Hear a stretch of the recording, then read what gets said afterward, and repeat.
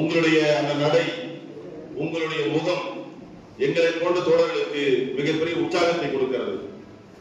உங்கள் வயதில் நாங்கள் நடை போட்டோம், உங்களை பார்த்து இப்போது உற்சாகம் கொள்கிறோம். செம்படை என்பது கட்சியுடைய இளமை முகத்தோற்றம். அந்த இளமை முகத்தோற்றத்தை மேலும் வளர்த்திருக்க வேண்டும் என்கின்ற ஆசை உங்கள் நடையை பார்த்தபோது எங்களுக்கு தோன்றியது. தோழரே, மகத்தான கவிஞர் ஜீவா புரட்சி பற்றி ஒரு கவிதை எழுதியிருப்பார். புரட்சி என்பது புதுமை கூட்டு, புரட்சி என்பது புத்துயிர் வெள்ளம், புரட்சி என்பது புதிரை தீர்த்தல், புரட்சி என்பது போரில் பெரிது, புரட்சி என்பது புதுமை கீதம், புரட்சி என்பது புத்துயிர் முரசு, புரட்சி என்பது பொறுமை குருதி, புரட்சி என்பது பூம்பணி கதிரு, புரட்சி என்பது பூகம்ப வேகம், புரட்சி என்பது பூரண மாற்றம், புரட்சி என்பது புரட்டின் வயிறு, புரட்சி என்பது புவித்தாய் நகைப்பு. நெத்த போட்டு படிங்க, உற்சாகமா இருக்கும் படிக்கும் போது. புரட்சி என்கின்ற வார்த்தையை வைத்து ஜீவா ஆடிய கவிதை நாடகம். புரட்சி என்கின்ற வார்த்தை எப்போதும் நம்மை உற்சாகப்படுத்திக் கொண்டே இருக்கும். உலகில் நிறைய புரட்சிகள் வந்திருக்கிறது. மனித குலத்தில் புரட்சிகளுக்கு பஞ்சம் கிடையாது. மனிதன் தீயை கண்டுபிடித்தது ஒரு புரட்சி, மனிதன் சக்கரத்தை கண்டுபிடித்தது ஒரு புரட்சி, மனிதன் வார்த்தைகளை ஒலிகளை புரியுமாறு ஒழித்தது ஒரு புரட்சி. இதெல்லாம் மனிதர்களுக்கு பயன்பட்டதா? பயன்பட்டது, மாற்ற கருத்து கிடையாது. ரஷ்ய புரட்சிக்கு முன்பு புரட்சி நடக்கவில்லையா? பாரிஸ் கம்யூன் நடந்தது. அந்த பாரிஸ் கம்யூன் புரட்சி நடந்து 71 நாட்கள் முதலாளிகள் ஆட்சியில் இருந்தார்கள். ஆனால் அது நீடிக்க முடியவில்லை. உலகில் முதலாக ஒரு புரட்சி தலைகீழ் மாற்றத்தை உருவாக்கியது என்று சொன்னால் அது ரஷ்ய புரட்சி. 1917 ஆண்டு நவம்பர் 7ஆம் தேதி ரஷ்யாவிலே புரட்சியை லெனின் அறிவித்தார். அவர் துவங்கிய வார்த்தை டாவாரிஷ் அப்படின்னார். டாவாரிஷ்னா தோழர்களே அர்த்தம். டாவாரிஷ் புரட்சி வெற்றி பெற்றதுன்னு சொன்னார். அந்த புரட்சி வெற்றிக்காக அவர் நடத்திய பாதை, அவர் நடந்த பயணம், அவர் செய்த தியாகம் கொஞ்சம் நெஞ்சமல்ல. அவர் புரட்சி நடத்தியது மார்க்சிய தத்துவத்தை வைத்து. மார்க்சிய தத்துவம் உலகில் பசியை போக்க மருந்து கண்டுபிடித்த ஒரு தத்துவம். மார்க்சிய தத்துவம் உழைப்பவன் உழைத்த மிச்சம் எங்கே போகும் என்று தெரியாது. அது உபராயின் பையில போய் சேர்ந்து கொண்டிருந்தது. உழைப்பவன் உழைத்துக் கொண்டே இருக்கிறான். அவனுக்கு வீடு இல்லை, நிலம் இல்லை, தங்க இடம் இல்லை, உணவில்லை, தவித்துக் கொண்டிருக்கிறான். ஆனால் உழைத்துக் கொண்டே இருக்கிறான். உழைத்துக் கொண்டே இருக்கிற தொழிலாளியின் உழைப்பு எங்கே போகிறது? அதான் மார்க்ஸ் கண்டுபிடித்தது, அதான் லெனின் கண்டுபிடிப்பு, அதான் எங்கெல்ஸின் கண்டுபிடிப்பு. மார்க்சும் எங்கெல்ஸும் அன்பத்தோடு மூசா குறிப்பிட்டாரே, கம்யூனிஸ்ட் தத்துவத்தை வெளியிட்டார்களே, கம்யூனிஸ்ட் கட்சி அறிக்கை வெளியிட்டார்களே, அந்த கம்யூனிஸ்ட் கட்சி அறிக்கை இப்படிதான் துவங்கும்: உலக தொழிலாளர்களே ஒன்று சேருங்கள், இழப்பதற்கு ஒன்றுமில்லை அடிமை சங்கிகளை தவிர அப்படின்னா தோழர்களே, உழைப்பவர்களை திரட்டி அவருடைய உழைப்பு எங்கே போய் சேர்ந்து தத்துவத்தை கண்டுபிடித்தவர் கார்ல் மார்க்ஸ், எங்கெல்ஸ். ஆனால் அந்த தத்துவத்தை நடைமுறைப்படுத்திய வித்தகன் தான் லெனின். பேசலாம் மண்ணுக்கேற்ற மார்க்சியம் சொல்லிட்டே இருக்காங்க. மண்ணுக்கேற்ற மார்க்சியம் கிடையாது. ஒவ்வொரு மண்ணிலும் அதன் சூழலை புரிந்து கொண்டு அமல்படுத்த வேண்டியதுதான் மார்க்சியம். இந்தியாவில் நீங்கள் மார்க்சியத்தை அமலாக்க வேண்டும் என்று சொன்னால் எது தடையாக இருக்கிறது? உலகத்தில் எங்கும் இல்லாத சாதிய முறை. இங்க இருக்கின்ற சாதிய முறை முக்கோண வடிவத்திலிருந்து மேலிருந்து கீழாக அளிக்கப்பட்டிருக்கிறது. ஒவ்வொரு சாதிக்கும் கீழே ஒரு சாதி இருப்பதாக நம்பி ஆசுவாசப்பட்டுக் கொண்டிருக்கிறாரே, இந்த சாதியை நீங்கள் பொருந்தாமல், அதை எதிர்த்து நிற்காமல் நீங்க புரட்சியை சாத்தியப்படுத்த முடியாது. இங்க இருக்கிற வர்க்க முறை, இங்க இருக்கிற மத மாச்சரியங்கள், இவையெல்லாம் இங்கே மார்க்சியர்களுக்கு இந்திய மண்ணில் மார்க்சியத்தை அமல்படுத்த மிக பெரும் சவாலாக மாறிக்கொண்டிருக்கிறது. அன்புதோடு மூசா அவர்கள் சொன்னாரே, உலகத்தில் தேசிய பிரச்சனை பற்றி தெரிஞ்சுக்கணும்னா அதற்கு சிறந்த புத்தகம் லெனின் எழுதியது. இந்தியாவில் பல தேசிய இனங்கள் உண்டு. தமிழ் ஒரு தேசிய இனம், மலையாளம் ஒரு தேசிய இனம், கன்னடம் ஒரு தேசிய இனம், துளு ஒரு தேசிய இனம். ஒரு மொழியை பேசக்கூடிய குறிப்பிட்ட எல்லைக்குள் வாழக்கூடிய ஒரே கலாச்சாரத்தை பின்பற்றக்கூடிய சில பண்புகளை கொண்ட இனக்குழுக்கள் தான் தேசிய இனம் என்று வரையறுக்கப்படுகிறது. ரஷ்ய புரட்சிக்கு முன்பு ரஷ்யாவில் இருந்த பல 10 தேசிய இனங்களை ஒன்றிணைக்க லெனின் அழைப்பு அழைத்தார். அதான் ரஷ்யாவிலே பல தேசிய இனங்கள் இருந்தது, பல்வேறு மொழிகள் இருந்தது, ஒவ்வொரு தேசிய இனங்களும் மோதிக்கொண்டிருந்தது. லெனின் சொன்னார், எல்லா தேசிய இனங்களும் ஒன்னா வாங்க, நாம் சேர்ந்து ரஷ்யாவில் புரட்சி செய்வோம். புரட்சிக்கு பின்பு ஒருவேளை இந்த எல்லைக்குள் உங்களால் வாழ முடியும் என்று சொன்னால் வெளியேறுகின்ற உரிமை உங்களுக்கு உண்டு என்று சொன்னார். தேசிய இனங்களுக்கு பிரிந்து போகின்ற உரிமையை சொன்னவர் அன்பு தோழர் லெனின். அப்படிதான் தேசிய இனங்களை இணைத்தார். இந்தியாவிலே தேசிய இனங்கள் நிறைய உண்டு, அதன் ஊடாக சாதி ஊடாடிக் கொண்டே இருக்கிறது. ரஷ்ய புரட்சியில் என்னெல்லாம் கத்துக்க வேண்டியிருக்கு? ரஷ்ய புரட்சி வெற்றி பெற்ற உடனே ஆட்சி அமைச்சர் கெரன்சி என்கின்ற தலைமையிலே ஒரு முதலாளித்துவ ஆட்சி முறை வந்தது. அதன் பின்புதான் எல்லா கிராமத்திலும் இருக்கிற சோவியத்துகளை கம்யூனிஸ்டுகள் கைப்பற்றினார்கள். அந்த சோவியத்தெல்லாம் கைப்பற்றிய பின்புதான் நம்முடைய ஆட்சி அங்கே அமைக்கப்பட்டது. 1914ஆம் ஆண்டு முதல் உலகப் போரில் மிகப்பெரிய நெருக்கடியை ரஷ்யா சந்தித்தது. முதல் உலகப் போரை தொடர்ந்து 14ஆம் ஆண்டில் மிகப்பெரிய வேலையின்மை, உணவு பிரச்சனை தொடர்ந்து கொண்டே இருந்தது. கோடிக்கணக்கான ரஷ்ய வீரர்கள் உயிரிழந்தார்கள். அந்த நேரத்தில் அந்த நெருக்கடியை பயன்படுத்தி ஏழை விவசாயிகளை, தொழிலாளர்களை திரட்டி லெனின் ஒரு மிகப்பெரிய புரட்சியை நடத்தி காட்டினார். தோழர்களே, நாம் புரிந்து கொள்ள வேண்டியது, புரட்சி அப்படியே நடந்ததில்லை. நீங்க தோழர்கள் தயவு செய்து நெட்ல தேடி படிங்க. சாட்ஜிபிடி வந்துருச்சு இல்லையா? ரஷ்ய புரட்சியோட ஒட்டுமொத்த அந்த போர்க்களத்துல ஒரு கவிதை கூட வந்துட்டே இருந்துச்சு. என்ன கவிதை? ரஷ்யாவில் இருந்த எழுத்தாளர்கள் புரட்சிக்கு உதவினார்கள். ரஷ்ய புரட்சிக்கு முன்பு வந்த நாவல் தான் தாய் என்கிற நாவல். எவ்வளவு பேர் படிச்சிருப்பீங்கன்னு தெரியாது. தயவுசெய்து தாய் நாவலை இளைஞர்கள் படிக்க வேண்டும். அந்த தாய் நாவலை எழுதியது மக்சிம் கார்கி. எப்ப அந்த நாவல் இருந்துச்சு? ரஷ்ய புரட்சிக்கு முன்பு. அந்த நாவல் சொன்னது, இந்த நாட்டு விடுதலைக்காக என் மகனே போய் போராடுன்னு சொல்லுவார் தாய். ரஷ்ய புரட்சியை உற்சாகப்படுத்த வந்த நாவல் தான் தாய் என்கிற நாவல். சரி, ரஷ்ய புரட்சி நடந்துகிட்டே இருக்கு. அப்போ ஒரு நாவல் வருது. என்ன நாவல் தெரியுமா? பரிஸ் புலவாய் எழுதிய உண்மை மனிதன் கதை. புரட்சி காலத்துல அந்த நாட்டுக்காக போராடிய ஒரு வீரன் பனிமலைகளில் விழுந்து கைகால் இழந்து நகர்ந்து ஒரு படிச்ச பேர் வந்து பாவல், ஹீரோ பேர். உண்மை மனிதன் தோழல் படிங்க. சரி, புரட்சி முடிஞ்சிருச்சு. அடுத்து வந்த புத்தகம் என்ன? அடுத்து வந்தது சிங்கிசை மாற்ற வேண்டிய முதல் ஆசிரியர். ரஷ்யா புரட்சியை வெற்றி பெற்று விட்டது. நாட்டை படிக்க வைக்க வேண்டும். மிகப்பெரிய கல்வி இயக்கத்தை எழுதி துவங்குகிறார். அந்த கல்வி இயக்கத்திற்கு ஆதரவாக வந்த புத்தகம் தான் இந்த நான் சொன்ன முதல் ஆசிரியர் புத்தகம். எனவே தோழர்களே, ரஷ்ய புரட்சியினூடாக அங்கு இருந்த எழுத்தாளர்கள் எழுந்திருந்தார்கள், நாவலை படைத்தார்கள், கவிதைகளை படைத்தார்கள், மக்களை ஆற்றுப்படுத்தினார்கள். அப்படி ரஷ்ய புரட்சியில் படிக்க வேண்டிய புத்தகங்கள் நிறைய இருக்கிறது. நாங்களாம் இயக்கத்துக்கு வந்தப்ப நாங்க படிச்ச புத்தகம் பார்த்தீங்கன்னா ரஷ்யாவோட புத்தகங்கள் தான். நிறைய ரஷ்ய புத்தகம் வந்துகிட்டே இருக்கும். எனவே நாம் புரிந்து கொள்ள வேண்டியது மிக மிக முக்கியமானது, ரஷ்ய புரட்சிகள் மட்டுமல்ல, அதன் கதைகளை மட்டுமல்ல, அதை மக்கள் மத்தியில் கொண்டு சேர்த்த இலக்கியங்களை சேர்த்து படிக்க வேண்டிய தேவை இருக்கிறது. தோழர்களே, ரஷ்ய புரட்சியின் முக்கியமான சாதனை என்ன? 4 பாயிண்ட் சொல்ல நினைக்கிறேன். ஒன்று, ரஷ்ய புரட்சி தான் முதலாக தொழிலாளர்களை தலைமையேற்க வைத்த புரட்சி. ஆட்சி அதிகாரத்தை, நிலங்களை, சகல வளங்களையும் தொழிலாளி கையிலே கொடுத்தது. விவசாயிகள் மற்றும் விவசாய தொழிலாளிகள் இணைந்து, ஆலை போல இணைந்து ஆட்சி அமைத்தார்கள். ரஷ்ய புரட்சி நடந்தவுடன் மூசாகிய குறிப்பிட்டார், அனைத்து நிலங்களும் அரசின் கையில போச்சு. நிலங்களை புடுங்கினாங்க.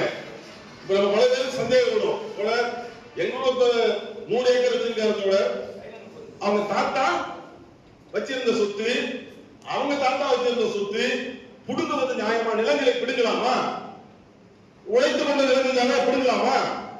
சரி, நிலங்கள் அப்பயே அவங்க உடமையா இருந்துச்சா? அப்படியே பிளாஷ்பேக்ல போகுமா? மனிதன் எதிர்த்து வந்தான். மதங்கள் சொல்லுகிறது கடவுள் படைத்ததாக. விஞ்ஞானம் என்ன சொல்லுது? மனிதன் குரங்கிலிருந்து பரிணாமம் கொண்டான். ஓகேவா? அப்போ மனிதன் அறிவியல் பூர்வமா விலங்கிலிருந்து பரிணாமம் கொண்டு வந்திருந்தா அந்த முதல் மனித குரங்கு செட்டியாரா முதலியாரா கேட்கணும்ல. முதல் குரங்கு எதுங்க, எந்த கேஸ்ட்? சரி, அந்த முதல் மனித குரங்குக்கு எத்தனை ஏக்கர் நிலம் இருந்துச்சு? முக்கியமான கேள்வி தானே. ஆதியில் எல்லாம் புதுமையா இருந்தது. புராண பொதுமை சமூகத்தில் எல்லாவற்றும் ஒன்னா உழைச்சா சாப்பிட்டான். புராண பொதுமை சமூகம் நிலங்களை பொதுவாய் வைத்திருந்தது, உணவுகளை பகிர்ந்தளித்தது, கூட்டாக வாழ்ந்தார்கள். நிலங்கள் சேர சேர உபரி உருவாக ஆண்டான் அடிமை சமுதாயம் உருவானது. அடிமைகளை வைத்து ஆண்டான் நிலங்களை குவித்துக் கொண்டிருந்தான். அதன் பின்பு முடியாட்சி வந்தது. முடியாட்சி வந்த பின்பு அதை உடைத்தெறிந்து விட்டு முதலாளித்துவம் வந்தது. இந்த வரிசையில் நிலங்கள் பொதுவாய் இருந்ததை மீண்டும் பொதுவாய் மாற்ற வேண்டும் என்பதுதான் கம்யூனிஸ்ட் லட்சியம். சோவியத் யூனியன் புரட்சி நடந்தவுடன் அங்கிருந்த நிலங்கள் அரசாங்கத்தின் எடுக்கப்பட்டது. அது மட்டுமல்ல, அங்கிருந்த தொழிற்சாலைகள் தேசியமயப்பட்டது. எல்லா தொழிற்சாலையும் தேசியம். அழகான கதையா சொன்னாரு. லெனின் உட்கார்ந்திருக்காரு, ஒரு குரூப் வருது, தொழிலாளி குரூப் வருது. காம்ரேட் வெல்கம் காம்ரேட் இருக்காரு. புரட்சி நடத்தி விட்டோம், புரட்சி நடத்தி விட்டோம். எங்க ஊர்ல தொழிற்சாலையை முதலாளி கொடுக்க மாட்டான், இங்க ஒரு கையெழுத்து போட்டீங்கன்னா கொடுத்துருவாங்க. லெனின் கையெழுத்து போட ஈஸியா இருக்கு சொன்னாரு. அது உனக்கு கையில வரணும்னா அதுக்கு தெரிஞ்சுக்கோண்டாரு. அதான் மூசாரி அழகா விளக்குனாரு, தெரிஞ்சுக்கோண்டாரு. எல்லா தொழிற்சாலையும் அரசுமையாக்கப்பட்டது. மின்சாரம், எஃகு, நிலக்கரி, எண்ணெய் போன்ற எல்லாம் அரசின் கட்டுப்பாட்டில் வந்துச்சு. அடுத்த முக்கியமானது ரஷ்ய புரட்சியின் சாதனை. புரட்சிக்கு பின்புதான் உழைக்கும் மக்கள் விடுதலை பெற்றார்கள். 8 மணி நேர வேலை அப்போதுதான் வந்தது. அதுவரை தொழிலாளிகள் மாடாய் உழைத்துக் கொண்டிருந்தார்கள். ஆலை சங்கொலி முழங்கும். ஆலை சங்கொலி முழங்கினால் இவன் தொழிற்சாலைக்கு செல்ல வேண்டும். எப்போது ஒரு சங்கொலி கேட்கிறதோ அப்போதான் வெளியே வர முடியும். அவன் வெயிலே பார்க்க முடியாது. காலையில் செல்வான், இரவில் வருவான். உழைத்துக் கொண்டே இருந்தான். புரட்சி வந்தது. செங்கொடி அங்கே ஆட்சியை பிடித்தது. அதன் விளைவாக 8 மணி நேர வேலை, குழந்தை தொழிலாளருக்கு தடை. இப்ப இங்க இன்னைக்கு இருந்துகிட்டு இருக்கு குழந்தை உழைப்பு, சுரண்டல். ஆனால் 17 புரட்சி நடத்திய ரஷ்யா குழந்தை தொழிலுக்கு தடை விதித்தது. அதை விட முக்கியம், பெண்களுக்கு சம வேலைக்கு சம ஊதியம் கொடுத்தது. இப்பயே நீங்க சித்தாளு கொத்தனாரு பாத்திருக்கீங்களா? நீங்க கடலூர் பஸ் ஸ்டாண்ட்ல, சிதம்பரம் பஸ் ஸ்டாண்ட்ல பாருங்க, காலைல சித்தாள வேலைக்கு நிற்பாங்க. ஆள் 2 வாழ்வான், ஆளுல பெண் வராது. அப்படியே சித்தாள் பெண் போனா ஆணுக்கு கூலி வேலை செய்யற ஆணுக்கு, கல்வி சுமக்கிற ஆணுக்கு 800 ரூபாய்னா பெண்களுக்கு 400 ரூபாய். ஏன்னா பெண்கள் பொதுவாக வேலை செய்ய மாட்டாங்க, அர்த்தத்தில் கொடுத்துட்டு இருக்காங்க. இப்பயும் சோவியத் யூனியனில் ஆட்சிக்கு வந்தவுடன் கொண்டு வந்த சட்டம் பெண்களுக்கு சம வேலைக்கு சம ஊதியம் என்பது. அது மட்டுமல்ல, பெண்கள் உரிமையில் மிகப்பெரிய முன்னேற்றத்தை கொண்டு வந்தது ரஷ்யா. இமேஜின் பண்ணாலே ஆச்சரியமா இருக்கும். எப்ப நான் சொல்றது 100 ஆண்டுகளுக்கு முன்பு ரஷ்யா தான் முதலில் பெண்களுக்கு வாக்குரிமை கொடுத்தது. நம்மளால புழுவான், நாங்களா ராஜராஜ சோழ காலத்திலே குடகோலை முறை இருந்ததுங்க. அப்பயே ஓட்டு போற உரிமை நம்ம உரிமை கிளப்பிட்டு இருப்பான். இந்த குரூப் நாங்களா ஆண்ட பிரபு குரூப் சொல்லிட்டு இருப்பான். என்ன நீங்க ராஜராஜன் காலத்திலே குடகோலை முறை இருந்தது, அதை யார் ஓட்டு போட தெரியுமா? பிராமணர்கள், சொத்துடையும் 2 பேரும் ஓட்டு போட முடியும். இவன் சொல்லிட்டு இருக்கான் நம்ம கிட்ட, ஓட்டு பானை தூக்க ஓட்டு போட முடியாது. ஆனால் 100 ஆண்டுகளுக்கு முன்பு பெண்களுக்கு வாக்குரிமை கொடுத்தது. அதை விட முக்கியம், கருக்கலைப்பு சட்டத்தை கொண்டு வந்தார்கள். கருக்கலைப்பது பெண்களுடைய அடிப்படை உரிமையாக்கப்பட்டது. கருக்கலைப்பு குற்றமாக இருந்த நாட்டில் மாற்றப்பட்டது. தோழர்களே, பெண்களுக்கு கல்வி கட்டாயமாக்கப்பட்டது. பெண்களுக்கு சொத்துரிமை கொடுக்கப்பட்டது. அதை விட முக்கியம் தெரியுமா? ரஷ்ய புரட்சிக்கு பின்பு அனைவருக்கும் இலவச அடிப்படை மேல்நிலை உயர்நிலை கல்வி கொடுக்கப்பட்டது. 100 ஆண்டுக்கு முன்பு புரட்சி நடத்தி அந்த நாட்டை கையில் எடுத்து பிரம்மாண்டமான ஒரு நாட்டை கட்டமைத்து அந்த பிரம்மாண்ட நாட்டில் இருக்கிற எல்லா தேசியத்தை சேர்ந்த மக்களுக்கும் கல்வி இலவசம் அறிவித்தது சோவியத் யூனியன். தொடர் உயர்கல்வினா எது வரலாம்? எம்பிஏ சொல்லும் படிக்கலாம். அறிவியல், பொறியியல், மருத்துவ துறையில் இலவச கல்வி. தோழர்களே, ரஷ்ய புரட்சி நடந்த சில ஆண்டுகளில், ரஷ்ய புரட்சி நடக்கிறப்ப எழுத்தறிவு 25%, சில ஆண்டுகளில் 85% எழுத்தறிவு உயர்த்தப்பட்டது. அது மட்டுமல்ல, சுகாதாரத்துறையில் மிகப்பெரிய மாற்றம். தோழர்களே, நம்ம இன்னைக்கும் இலவச மருத்துவ சேவை இயங்கிட்டு இருக்கோம். இன்னைக்கு இந்தியாவில் மிகப்பெரிய மாஃபியா யாரு, கொள்ளைக்காரன் யாரு? மருந்து கம்பெனி ஓனர். சிப்லா என்கின்ற ஒரு கம்பெனி, அல்லது அதை போல பல கம்பெனிகள் விற்கிற மருந்து மிகப்பெரிய கொள்ளை லாபத்துக்கு வித்துக்கிட்டு இருக்கான். உங்களுக்கு தெரியுமா, ஜெனரிக் மருத்துவம் இல்ல, மத்திய அரசாங்க மருத்துவ மெடிக்கல் இருக்கு பாருங்க, கலைஞர் மருத்துவ மருந்து இருக்கு. அங்க போய் ஒரு மாத்திரையை நீங்க வாங்குனீங்கன்னா 50 ரூபாய் கொடுத்தாங்கன்னா, எதிர்க்க இருக்கிற தனியார் மருத்துவமனையில மருந்தகத்துல அதன் விலை 350 ரூபாய். மருந்து மிகப்பெரிய கொள்ளையாக மாறிவிட்டது. சுகாதாரம் பணம் இருப்பவர்களுக்கு மட்டுமே கிடைக்கிறது. கேன்சர் வந்தா பணம் இருந்தா நீங்க பெரிய ஹாஸ்பிட்டல் போனா, இல்லனா ஜிப்மோ நம்ம ஜிஹெச் தான். உங்களுக்கு வருகின்ற நோய் உங்கள் பணத்தை வைத்தே உங்களை காப்பாற்றும். உங்களிடம் பணம் இருந்தால் நீங்க காப்பாத்திக்கலாம் போய்.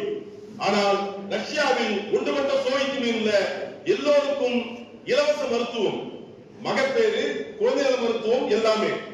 அதே மாதிரி பாத்தீங்கன்னா ஏழை தொழிலாளர்கள் ஆட்சியில் பங்கு பெறலாம் என்கின்ற ஒரு அற்புதமான சமூக அமைப்பாக மாறியது. தோழர்களே, போர் பஞ்சத்தால் பாதிக்கப்பட்ட ரஷ்யா மறந்துடாதீங்க.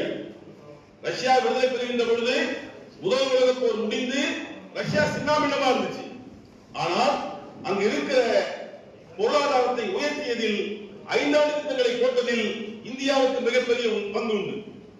மூத்த தோழர்களுக்கு தெரியும், இளம் தோழர்கள் படிச்சு தெரிஞ்சீங்க. இந்தியாவில் கொண்டு வரப்பட்ட 5 ஆண்டு திட்டங்கள் ரஷ்யாவை பார்த்து காப்பீடிக்கப்பட்டது. 5 ஆண்டு திட்டங்கள் அங்கிருந்து எடுக்கப்பட்டதுதான். அதை விட முக்கியமாக என்ன, விஞ்ஞான துறையில் ரஷ்யா செய்த சாதனைகள். தோழர்களே, புரட்சிக்கு பின்பு 17 புரட்சி, அடுத்த 40 ஆண்டுல 1957 உலகத்தின் முதல் செயற்கைக்கோளை விண்ணுக்கு ஏவியது ஸ்புட்னிக்கின் பேரு, ஸ்புட்னிக் ஏவியது சோவியத் யூனியன். 57 உலகத்தையே வேணா வானத்து சந்திர மண்டலத்தை வந்து நம்மளுக்கு சோறு ஊட்டிட்டு இருந்தான். சந்திர மண்டலத்துக்கிட்ட போயிட்டாங்க 57. தோழே, 1961 விண்வெளிக்கு முதல் மனிதனை அனுப்பியது சோவியத் யூனியன். யூரி காகரின் படிச்சிருப்பீங்க. ரஷ்யா தான் முதல்ல ஆள் அமைச்சது. எதுக்கு? விண்வெளிக்கு மனிதனை. அதுக்கு நாய் வைப்பான், குரங்கு வச்சு அனுப்பிட்டு இருந்தான். எதனால தோழர்களே, இந்த ரஷ்ய புரட்சி, நான் ஒரு 10 பாயிண்ட் சொல்லுங்க. ரஷ்ய புரட்சியின் சாதனைகளை நீங்க திருப்பி படிச்சு பார்க்கும்போது இப்படி ஒரு சாதனை உலகத்தில் நடந்ததுக்கான ஆச்சரியப்படுவீங்க. ஏன் ரஷ்யாவை பத்தி பேச வேண்டியிருக்கு? எதுக்கு சோவியத் புரட்சி நாம் இன்னைக்கு பேச வேண்டியிருக்கு? ஒட்டுமொத்தமாக இந்திய சமூகத்தில் கல்வியும் வேலைவாய்ப்பும் தனியார்மயமாக்கின்ற போது, பொதுத்துறை நிறுவனத்தை தனியார் இருக்கின்ற பொழுது, இந்திய அரசியலமைப்பு சட்டத்தை அமைப்பு சட்டம் உருவாக்கப்பட்டது உங்களுக்கு தெரியும். ஜனவரி 26ஆம் தேதி 56 அமல்படுத்தப்பட்டது. அமைப்பு சட்டத்தை உருவாக்கிய எத்தனை பேர்? 226 பேர். அது தலைவர் யார்? ராஜேந்திர பிரசாத். அது என்ன முக்கியமான யார்? அம்பேத்கர். தோழர்களே, அரசியலமைப்பு சட்டம் 6 அடிப்படையான கடமைகள் நமக்கு சொல்லுது.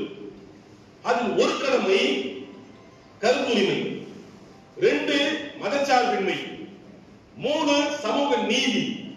இந்த 3க்கு ஆபத்து வந்திருக்கா இல்லையா? என்ன ஆபத்து? சமூக நீதி என்பது புறக்கணிக்கப்படுகிறது. சாதியின் பெயரால், மதத்தின் பெயரால், இனத்தின் பெயரால் அடையாளம் காட்டப்பட்டு தாக்கப்படுகின்றார்கள். இந்தியாவில் இருக்கக்கூடிய எல்லோருக்கும் எல்லாம் கிடைக்க வேண்டும் என்ற அந்த தத்துவத்தை உடைத்துக் கொண்டே இருக்கின்றார்கள். இந்தியாவில் இருக்கிற எல்லா சட்டங்களும் பழிவாங்கப்படுகிறது. அப்ப இந்தியாவுடைய ஒட்டுமொத்தமான லேப் எங்க வாத்தியார் வந்தாரு. நான் பிளஸ் 2 படிச்சிட்டு இருக்கேன். அவர் என்ன பார்த்து, தம்பி உங்க நாட்டுல உங்க ஆட்சி கவுந்துருச்சுன்னு.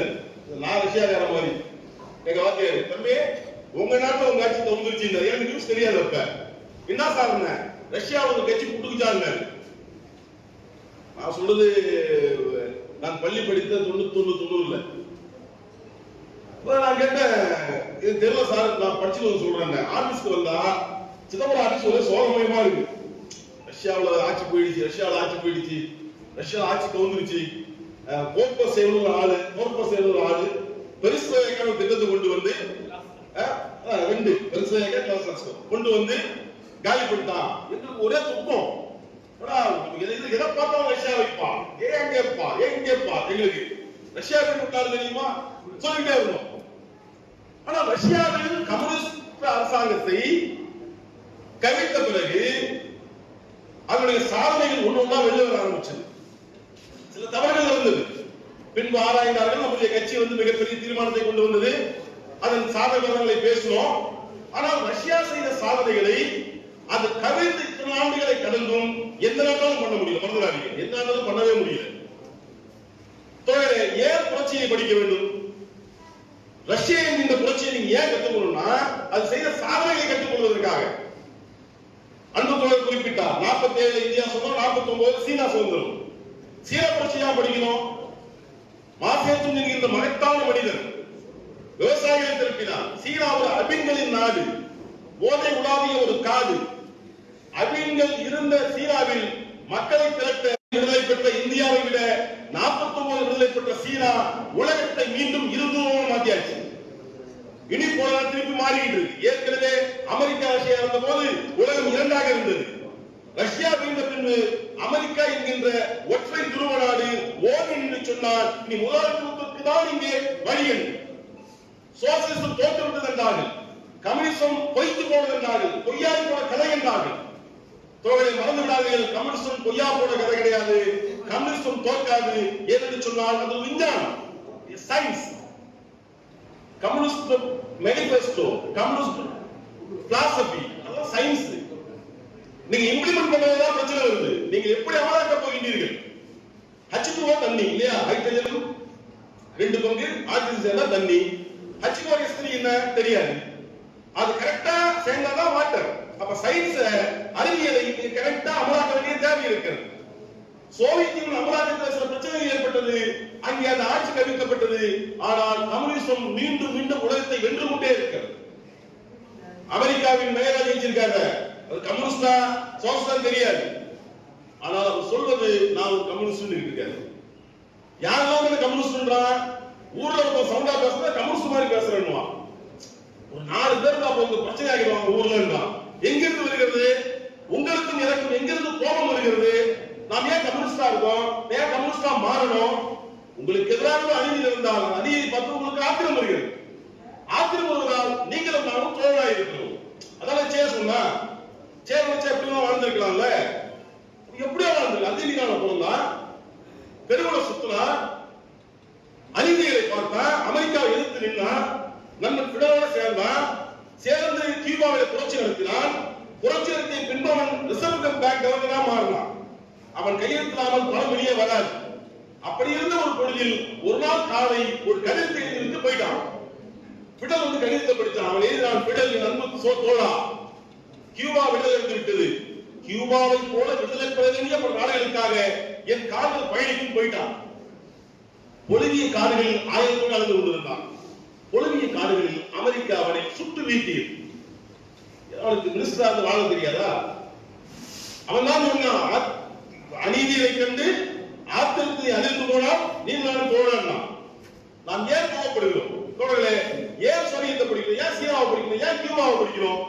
சிலி என்கிற நாட்டுல, சிலி என்கிற ஒரு நாடு, எல்லாம் நீங்க போய் சாட்டிங்ல போட்டு படிங்க. சிலியை குறிச்சு வச்சுங்க. சிலி என்ற நாட்டில் தான் முதலாக தேர்தல் மூலமா கம்யூனிஸ்ட் கட்சி ஆட்சிக்கு வந்துச்சு.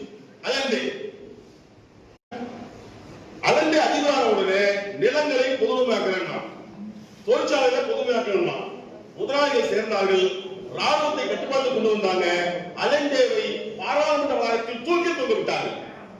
சிலி புரட்சியின் படிப்படியை படிக்க வேண்டும். கியூபா புரட்சியின் படிப்படியை நம்ம படிக்கணும். இளம் தோழர்கள், நீங்க சொன்னா அதிர்ச்சி ஆயிடுவீங்க. ஒரே ஒரு பெரிய போட்டு, அது 56 பேர். அதான கியூபா புரட்சி. கிராண்ட்மா இந்த கப்பல்ல ஒரு பெரிய போட்டு, ஒரு டீம் போய் புரட்சி முடிச்சுட்டான். காலம், சூழல், இதை இணைக்க வேண்டிய தேவை இருக்கிறது. எந்த காலத்தில் எந்த முடிவை எடுக்கிறோம்? நம்முடைய மார்க்சிஸ்ட் கம்யூனிஸ்ட் கட்சி அனைத்து கமிட்டி என்ன சொல்லிருக்கு? இந்த காலத்து நமக்கு எதிரி எது? நம்முடைய எதிரி நவ பாசிச கொள்கை அமல்படுத்தக்கூடிய பிஜேபி. பிஜேபி வீழ்த்த வேண்டும் என்று சொன்னால் எல்லாரும் கிடையாது, உங்கள் தெருவில் இருக்கிறது. உங்கள் ஊர்ல இருக்கிற ஆலயத்துக்குள்ள உட்கார்ந்து மொபைலைஸ் பண்ணிட்டு இருக்கான் ஆர்எஸ்எஸ். உங்க தெருவுக்குள்ள உட்கார்ந்து மொபைலைஸ் பண்ணிட்டு இருக்கான். உங்கள் ஊர் கோயிலை மையமாக வைத்து அந்த மையத்தை சுத்தி வளையத்தை உருவாக்கி கொண்டே இருக்கிறான். நம்முடைய பணி எங்கே இருக்க வேண்டும்? ரஷ்ய புரட்சியின் மேன்மைகளை பேசுகின்றன. இந்திய புரட்சி நடத்த வேண்டும் என்று ஆசைப்படுகின்றோம். இந்தியாவில் மக்கள் ஜனநாயக புரட்சி நடத்த வேண்டுமா? நடத்த வேண்டும். மக்கள் ஜனநாயக நீங்க புரட்சி நடத்தணும்னா இந்தியாவில் இடையிலே வந்து தடையாக இருக்கின்ற மதவாத அபாயத்தை எதிர்கொள்ள வேண்டிய தேவை இருக்கிறது. மறந்துடாதீங்க, ஒரு புத்தகம் இருக்கிறது, பெயர் பாதி விதவைகள், ஆஃப் விடோஸ், பாதி விதவைகள், ஆமாக்ஸ் இருந்து படித்தால் உங்கள் கண்ணில் தண்ணி வருதோட. காஷ்மீரத்தில் 11 லட்சம் இஸ்லாமிய பெண்கள் குண்டு வெடிச்சிருச்சு டெல்லியில. யோசிங்களேன், முதலாக காதலை சொல்ல போற இளைஞன் அதை செத்துருக்கலாம் இல்லையா? முதலாக காதல் சொல்ல போற இளைஞன் செத்துருக்கலாம். தனக்கு தலைச்சன் மகன் பிறந்ததை கேட்டு பார்க்க ஓடியவங்க செத்துருக்கலாம்.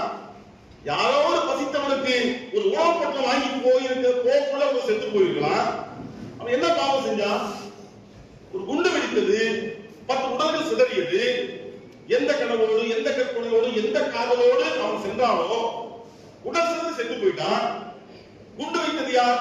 ஒரு இஸ்லாமியன் என்று இப்போது நம்பப்படுகிறது. இப்போ ஒரு டாக்டர் பிடிச்சாச்சு, வீட்டை இடிச்சாச்சு. தோழர்களை நாம் புரிந்து கொள்ள வேண்டியது, தீவிரவாதத்தை, குண்டுகளை நாம் ஏற்றுக்கொள்ளவில்லை. கட்சிக்கு உடன்பாடு கிடையாது. அவன் ஏன் குண்டு வச்சா அவன் பக்கம் ஒரு தண்டனை இருக்கக்கூடும், ஒரு நியாயம் இருக்கக்கூடும், அவனுக்கு ஒரு தத்துவம் இருக்கக்கூடும். ஆனால் அந்த குண்டு வைத்தவருடைய மனநிலை எப்படி உருவாக்கப்பட்டது என்பதை நாம் பேசாமல் அது முழுமைப்படாது, அந்த கதை முடியாது. பெரும்பான்மை மதவாதம் சிறுபான்மை மதவாதத்தை கூட்டிக் கொண்டே இருக்கிறது. சிறுபான்மை மதவாதம் வெடிகுண்டு வைக்க வேண்டும் என்றுதான் பெரும்பான்மை மதவாதம் விரும்புகிறது. எப்பொழுதெல்லாம் ஒரு அழுத்தத்தை கொடுத்து சிறுபான்மை மதவாதத்தை வெடிகுண்டு வெடிக்க வைக்கிறதோ அப்போதெல்லாம் பெரும்பான்மை மதவாதம் வெற்றி அடைந்து கொண்டே இருக்கிறது. ரொம்ப கிளியரா புரிஞ்சுக்கணும். எப்போது பெரும்பான்மை மதவாதம் வெற்றி பெறும்? எப்போது பெரும்பான்மை மதம் வெற்றி பெறும்னா அது சிறுபான்மை மதத்தை கோபப்படுத்தி குண்டு வைக்க சொல்ல வேண்டும். ஆக இந்தியாவில் இனத்தை சொல்லி, மதத்தை சொல்லி ஒரு கூட்டத்தை எதிரியாக கட்டமைப்பதிலே ஆளுகின்ற நவபாசிச அரசாங்கம் வெற்றி அடைந்து கொண்டே இருக்கிறது. நம்முடைய பணி எவ்வளவு சவாலான பணி? பேர் தெரிஞ்சா போதும், இஸ்லாமியனா இருந்தா தீவிரவாதி சொல்லிடலாம். எவ்வளவு பெரிய துன்பம், எவ்வளவு டாக்டர் குண்டு வச்சாங்க, அவன் குடும்பம் எவ்வளவு கஷ்டப்படும், அவன் குடும்பத்தில் எத்தனை கனவு இருந்திருக்கும், வச்சுட்டு போயிட்டான். அவனுக்கு இருக்கிற தத்துவ பின்புலத்தில் அந்த குடும்பம் இனி வாழ்க்கை முழுவதும் தீவிரவாதத்தை கொண்டு பெயர் சுமக்க வேண்டும். ஏற்கனவே இந்தியாவில் தீவிரவாதத்தை முன்வைத்து மதவாதத்தை வளர்க்கின்ற RSSக்கு, பிஜேபிக்கு, விஹெச்பிக்கு இது மேலும் தம்புட்டுகிறது. பெரும்பான்மை சிறுபான்மை மதவாதத்தை நாம் உரையாடி அதை எதிர்த்து நிற்க வேண்டிய தேவை இருக்கிறது. நம்முடைய கட்சியின் தலைமை சொல்கிறது, மதவாத அபாயம் பெருகிக் கொண்டே இருக்கிறது. மதவாதம் இப்போது எந்த வேடம் போடுகிறது? சாதியத்தை தன் மேல பூசிக்கொண்டிருக்கிறது. ஒவ்வொரு சாதிக்கும் தனித்தனியாக அறிவிச்சிருக்கான் பிஜேபி. இந்த வள்ளி கும்மி ஆட்டத்துல போய் கலந்துக்கிறான். கடைசியா நம்ம முருகப்பெருமானை பிடிச்சிட்டான் இல்லையா? திருப்பரங்குன்றத்திலே வேலை யாத்திரை. முருகன் எங்கள் கடவுள், முருகன் கடவுளே கிடையாதுன்னா நீ எப்படி முருகனை சுத்தம் கொண்டாடுற? முருகன் எங்க ஊர் சாமி. முருகன் தமிழ்நாட்டில் தானா எங்கேயும் பெரிய கோயில் கிடையாது, தெரியுமா உங்களுக்கு? ஏன்னா முருகன் இந்த மண்ணுக்குரிய கடவுள். உலகத்திலேயே இருக்கிற இனக்குழுக்களில் தமிழ் இனக்குழு மட்டும்தான் தன் வாழ்ந்த பகுதி திணைகளாக பிரித்தது. அப்படி திணைகளாக பிரித்ததில் மருதத்தினுடைய தலைவராக இருந்திருக்கிறார், குறிஞ்சினத்தின் தலைவராக இருந்திருக்கிறார். இந்த திணைகளில் ஒரு வடிவத்தில் கடவுளாக இருந்தே இருக்கான். ஆனா தமிழ் மண்ணில் பிள்ளையார் வச்சு பார்த்தா கீர் எடுக்கல, ராமர் சொன்னா கீர் எடுக்கல, முருகனை பிடிச்சிட்டாங்க. ஆக கடவுளை முன்வைத்து, மதத்தை முன்வைத்து, சாதியை முன்வைத்து ஆழகால விஷமாக காவியில் வருகின்ற நேரத்தில் நம்முடைய இளம் தோழர்கள் விழிப்போடு இருக்க வேண்டிய தேவை இருக்கிறது. எல்லோருக்கும் எல்லாம் கிடைக்க வேண்டிய கணவனுடைய கணவன் என்ன சொல்லலாம்? எல்லாருக்கும் எல்லாம் கிடைக்காதுன்றான். வசதி தான் புரட்சிக்கொள்றான். பொதுத்துறையா சும்மா கட்டிட்டு இருக்கோம். பொதுத்துறையை பாதுகாக்கிறோம். பொதுத்துறை வீழ்த்தப்பட்டால் இடஒதுக்கீடு மறுக்கப்படும். இடஒதுக்கீடு மறுக்கப்பட்டால் சமூக குப்பையை எறியப்படும். இதுவரை படித்து முதல் தலைமுறை வேலைக்கு வந்திருக்க ஒடுக்கப்பட்ட சாதியிலிருந்து, அது ஒடுக்கப்பட்ட சாதியிலிருந்து இந்த முதல் தலைமுறையை மீண்டும் நோக்கலிக்கிறான். நீங்கள் புரிந்து கொள்ள வேண்டும், இடஒதுக்கீடு ஏதோ பாவமாக கொடுப்பதல்ல, அதனுடைய சமூக உரிமை. எனவே இடஒதுக்கீடை பாதுகாக்க, பொதுத்துறை பாதுகாக்க வேண்டிய தேவை இருக்கிறது. ஆனால் மத்தியிலே இருக்கிற ஆளுநரான பிஜேபி அதை எதிர்த்து உடைத்துக் கொண்டே இருக்கிறார். எனவே தோழர்களே, இந்த புரட்சி தினத்திலே இளம் தோழரை பார்த்து நான் கேட்டுக் கொள்கிறேன். நீங்கள் புரட்சி குறித்து நிறைய படிக்க வேண்டும், நிறைய புத்தகங்களை படிக்க வேண்டும். ரஷ்ய புரட்சி செய்யக்கூடிய சாதனையை நாம் புரிந்து கொள்ள வேண்டிய தேவை இருக்கிறது. அண்மையில் உண்மையிலே மாணவனும் அன்புதோர் மூசாவும் குறிப்பிட்டார்கள் என் சங்கரையா பத்தி. நாங்க உள்ளே போல ஒன்னே ஒண்ணுதான் மாதம் அவசியம். நான் என் சைடுல சொல்றேன், இந்தியாவே விடிந்த ஒரு பொழுதில் இருட்டுக் கொண்டிருந்த மனித சங்கரையா. இந்தியாவே விடுதலையை கொண்டாடிக்கிட்டு இருக்கு, நாடு ஃபுல்லா கொண்டாட்டம். இந்தியாவே விடுதலையை கொண்டாடிய போது சிறைச்சாலைகள் தான் சங்கரையா. அவர் யார்? நாட்டு விடுதலைக்காக போராடி, இந்த நாட்டு விடுதலைக்காக போராடி ஜெயில இருந்த பரம்பரை நம்ம எங்களுக்கும் ரோட்ல நிக்கிறோம். எவன் இந்த நாட்டு விடுதலையை காட்டி கொடுத்தாரோ அவன் செங்கோட்டையில் இருக்கிறான். நினைவூட்டி முடிக்கிறேன் தோழர்களே. 1885ஆம் ஆண்டு காங்கிரஸ் துவக்கப்பட்டது, 1906ஆம் ஆண்டு முஸ்லிம் லீக் துவக்கப்பட்டது, 1920ஆம் ஆண்டு கம்யூனிஸ்ட் கட்சி துவக்கப்பட்டது, 25ஆம் ஆண்டு RSS துவக்கப்பட்டது. நான் முன் சொன்ன 3 இயக்கங்களும் விடுதலைக்காக போராடினார்கள். 25இல் துவங்கிய RSS ஒருபோதும் ஒரு கணமும் ஒரு நொடியும் விடுதலைக்காக போராடியது கிடையாது. அவன் தான் இன்னைக்கு வந்தே மாதிரி போட்டு உட்கார்ந்துருக்கான். அவனை வீழ்த்த வேண்டாமா? காவியங்களை வேர்விக்க வேண்டாமா? நவபாசித கூறுகளை உடைத்தெறிய வேண்டாமா? உடைத்தெறிவோம் என்று மேடையில் முழங்கினால் போதாது, அதற்கு நீங்கள் அயராமல் படிக்க வேண்டும், உடைக்க வேண்டும், களத்தில் நிற்க வேண்டும். அப்படி களத்தில் நிற்க சபதமேற்ற நாளாக நாளை மாற்றுவோம் என்று சொல்லி வாய்ப்பு நன்றிகள் கொடுத்துக் கொள்கிறேன். நன்றி, வணக்கம்.